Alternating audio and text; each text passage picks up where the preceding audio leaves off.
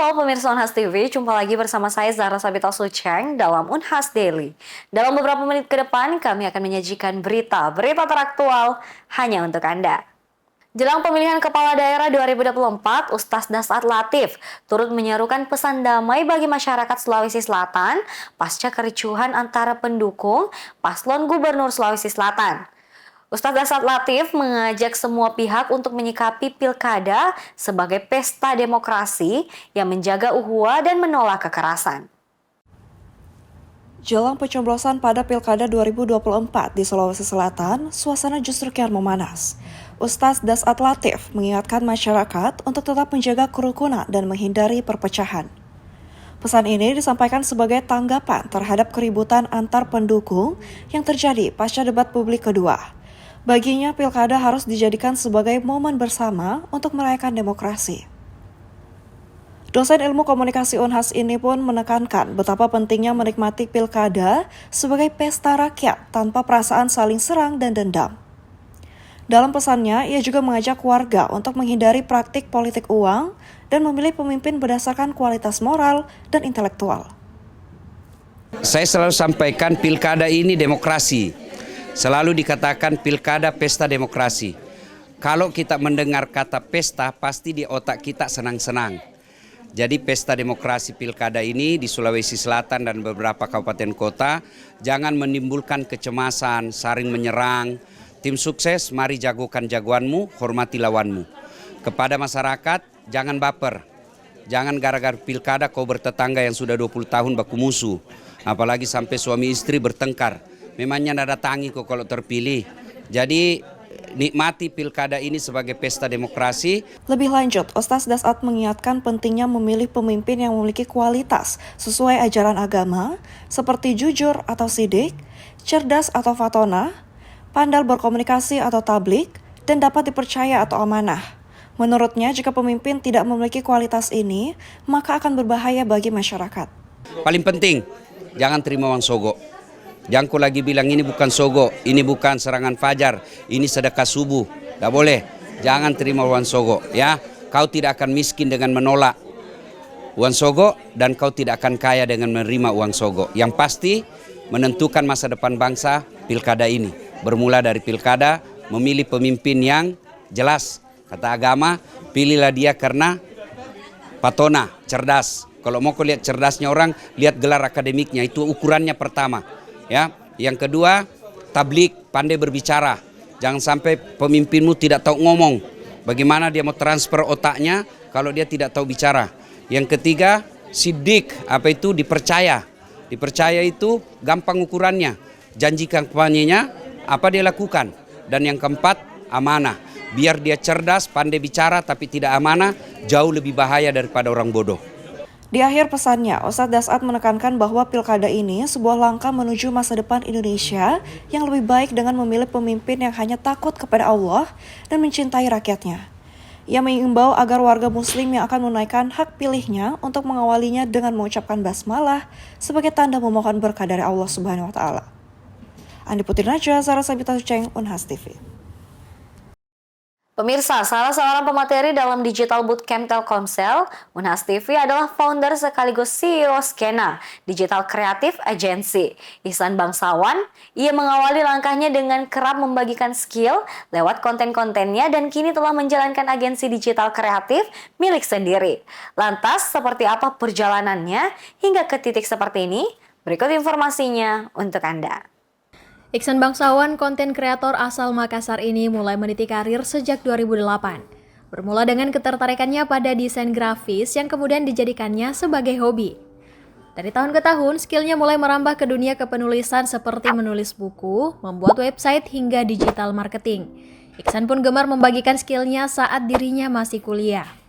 Ini tuh bermula karena saya mulai sering mempromosikan skillku. Saya bisa desain, saya bisa bikin website, saya bisa bikin video, saya bisa foto, saya bisa bikin marketing digital. Saya mempromosikan jasaku itu sebenarnya secara freelance. Waktu masih mahasiswa gitu. Hingga suatu ketika jasanya mulai banyak dilirik dan ia pun banyak mengirim penawaran serta tagihan ke klien-kliennya. Kondisi itu membuatnya merasa perlu untuk memiliki sebuah brand yang resmi. Akhirnya saya mendirikan bisnis. Karena kalau kirim penawaran, kirim tagihan, nggak lucu kalau pakai nama Iksan Bangsawan. Jadi kita bikin sebuah brand namanya Skena.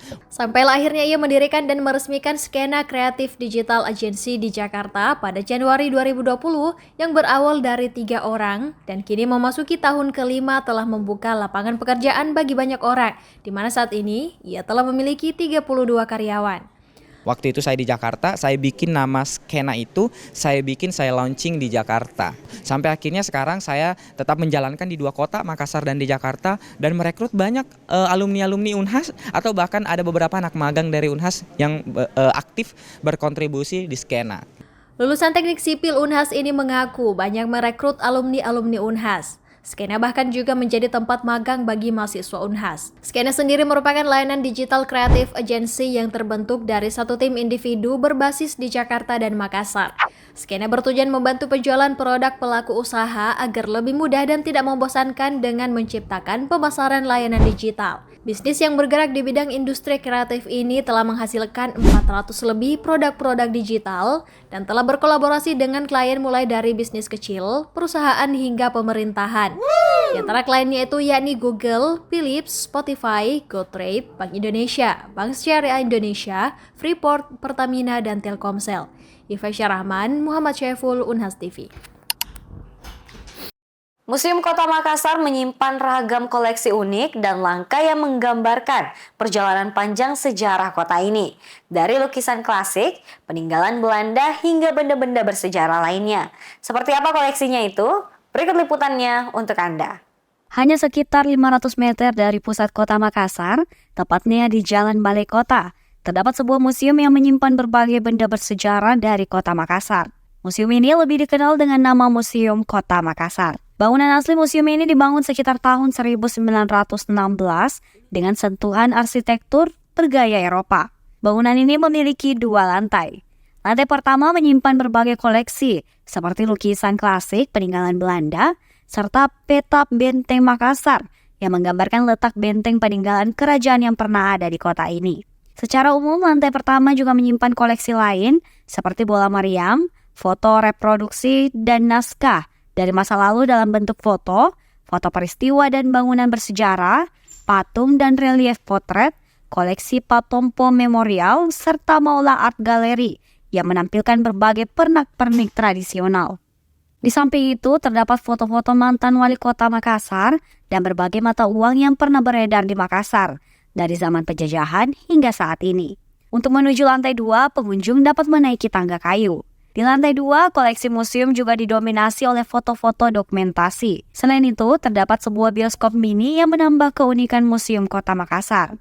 Menurut Kepala Museum Kota Makassar, Syaifuddin SS, Museum Kota Makassar memiliki koleksi unggulan dan koleksi terbaru adalah lukisan 17 wali kota Makassar.